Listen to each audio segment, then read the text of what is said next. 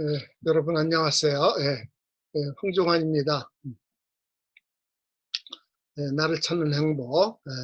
우리가 요즘은 이게 사람이 실존적으로 성숙하는 거, 우리들의 실제 삶이 이렇게 성숙하는 거, 그것에 대해서 생각해보고 가장 고급의 삶이라는 것은 영원한 존재와의 관계, 영혼의 활동으로서 영원한 삶을 동경하는 거.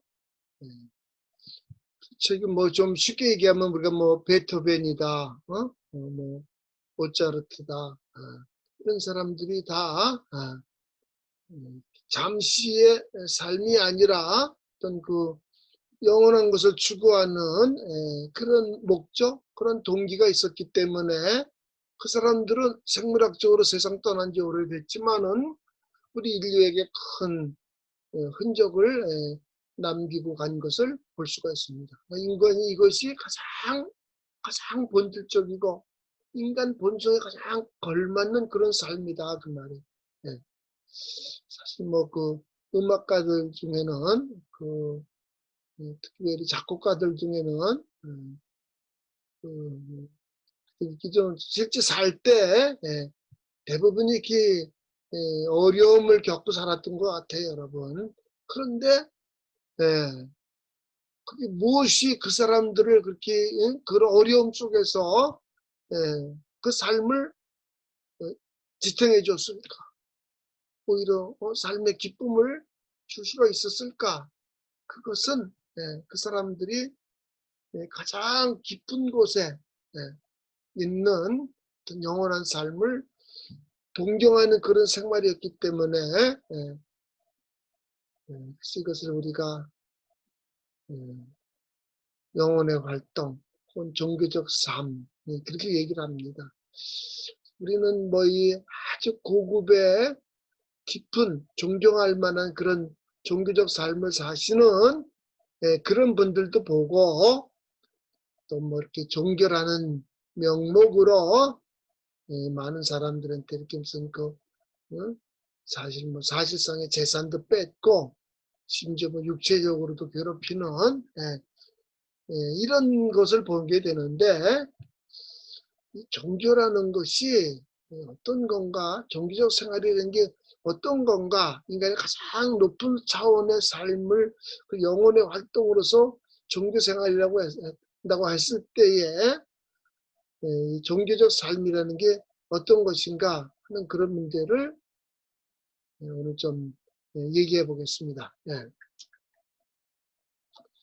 특별히 이제 우리가 이제 최근에는 뭐 이게 하나의 세계화 됐다 그러는데 그래서 뭐 이 세계화라는 쉽게 하나의 자본주의화 되는 거 아니겠어요, 여러분? 모든 걸 이렇게 돈으로 계산하고 이러는 거 이게 돈 계산 하나의 주고받는 기브 앤 테이크 이것이 가장 뭐 우리 젊은 사람들은 특별히 그렇게 사는 것이라고 볼 수가 있는데 오랫동안 이 한국인의 그 심성의 특징은 어떤 종교적 성품이다 그래요. 이렇게 뭘 믿고 의지하는 이런 것이 강한 그런 종교적 심성을 갖고 있다.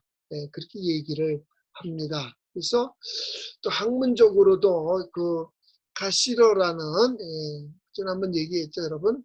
스페링은 CASSIRER, CASSIRER. 이 사람은 1874년부터 1945년도까지 살았는데 사람은 이 가시로는 인간의 종교적 차원에서 봤을 때에 물론 이 사람 하나 이 종교도 이게 전통적인 기독교랑은 좀 다른 해석인데 종교도 하나의 문화의 현상이라고 이렇게 보는 거야, 이 사람은. 그래서 인간이 형성하는 그런 문화의 형식에는 종교, 언어, 예술, 역사, 과학, 종교, 언어, 예술, 역사, 과학 이렇게 5가지가 있다 그러는데 이 종교적 이 상징 형식이라는 것은 그 밑받침에 뭐가 들어있는가? 왜 다른 것은 비교적 뭐 언어, 예술 혹은 뭐 과학 역사 이런 것들은 이해하기 쉬운데 그래도 비교적 왜 이 종교는 인간이 이해하기 어려움과 이 에른스트 카시로라는 사람의 설명에 의하면은 종교라는 것은 밑받침에 어떤 합리적 사유가 들어있는 것이 아니라 어떤 정서적, 감정적 유대가 그 안에 들어있는 것이다. 이렇게 설명하고 있어요. 정서적 유대 혹은 감정적 유대가 들어있는 것이다. 예를 들면 어떤 거죠, 여러분? 물론 요즘 무슨 결혼 정보 회사라는 게 있어가지고 어떤 남성, 어떤 여성의 그 여러 가지 그 정보를 많이 수집해서 그걸 주고 사람을 소개해주고 이러는 게 있는데 결혼하는 사람 중에는 여러분이 딱 첫눈에 딱 반했다 그런 사람도 많이 봐요, 여러분은. 이게 어떻게 설명할 수 있는 것이에요, 여러분? 그러면 뭐 단도직입적으로 얘기해서 뭐 이렇게 그 많은 정보를 얻고 결혼하는 현대인의 그 결혼은 옛날에 이렇게 무슨 뭐 이렇게 뭐 한 첫눈에 반해서 결혼한다든지 뭐 부모가 이렇게 만나게 좀 이런 삶에 비해서 정보가 많으니까 반드시 행복할까? 정보가 많이 얻어서 결혼한 삶이니까 어쨌든 뭐 이게 한두 마디로 얘기할 수 있는 건 아니지만 또 이혼율이 옛날보다는 지금 훨씬 많은 것도 사실이에요, 여러분. 그러니까 이게 무슨 얘기 하려고 그러냐. 정서적 유대라는 것도 인간이 갖고 있는 중요한 하나의 상징 형식이다. 그 말. 어떤 걸 좋아하는데 우리가 합리적으로 다 추론하고 끝에 와서 어떤 결론에 도달해서 어떤 걸 좋아하는 것이 아니야, 반드시. 우리가 그냥, 어떤 사람도 왠지 좋은 게, 왠지 좋다. 설명하기 어려워요, 그거는 사실. 그런데, 그것이 인간을 지탱해 주기도 하고, 그래서, 카시로라는 사람에 의하면은, 사람에게 있어서 어떤 그 정서적 유대가 종교적 상징 형식의 종교라는 문화의 가장 밑받침에 있는 것이기 때문에 이것을 우리가 어떤 이론적으로 합리적으로 논리적으로 설명하기 어렵다 이렇게 얘기를 해요. 그래서 이 종교라는 상징 형식은 서로 정서적으로 유대되죠. 그렇죠? 우리가 한국이나 일본이나 축구하면 여러분 물론 우리가 뭐 객관적으로 봐야 된다 그러지만은 한국 사람 축구 응원하게 되고 그런 사실 아니겠어요, 여러분? 그 왜 그래? 정서적으로 한국이니까 한국 사람이라 더 연대가 되니까 유대가 되니까 그렇지, 그렇죠? 일본 사람 중에 훌륭한 사람 수도 있는 게 사실이죠. 일본 선수 중에 아주 파인 플레이하는 사람이 있는 거고 또 한국 선수 중에 반칙하는 사람이 있는 것도 사실 아니에요, 여러분, 그렇지요? 그러나 우리가 이 정서적 유대라는 게 있기 때문에 그저 대체로 좀 이렇게 손이 안으로 굽는 식으로 판단하고 그렇게 응원하게 된다 그 말이에요.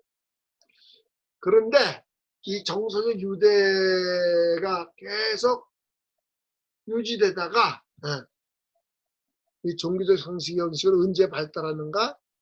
자기 자신의 그 독창성, 자기 자신의 고유성, 자기 자신의 탤런트 이것에 대한 확신이 왔을 때에 사람들은 이 정서적 유대라는 것을 깨뜨리고 자기 자신을 찾아 나선다. 이것이 종교적인 상징 형식이 아주 대단히 높은 차원의 고급적 차원의 그런 모습이다 이렇게 얘기를 합니다, 여러분. 그러니까는 뭐 부모가 자식이랑 자식이 부모 이렇게 연대 속에 살지만 사춘기를 지나고 나이가 20살, 19, 20살이 지나고 18, 나이가 20살이 지나면 부모의 유대만 생각하는 것이 아니라 자기 삶을 이렇게 개척해서 나아가기 시작한다 그 말이에요. 이것을 어떤 하나의 종교적 상징 형식의 성숙이라고 할 수가 있어요, 여러분. 플라톤과 아리스토텔레스도 부모와 제자의 미안합니다. 스승과 제자의 관계인데, 플라톤과 전혀 다른 아리스토텔레스는 자기 철학을 전개했어요, 여러분. 물론 스승과 제자의 관계도 있지만은 각자의 독창성이라는 건 어떤 게 정서적 연대보다도 더 우선하는 것이라고 볼 수가 있다는 말이에요, 여러분.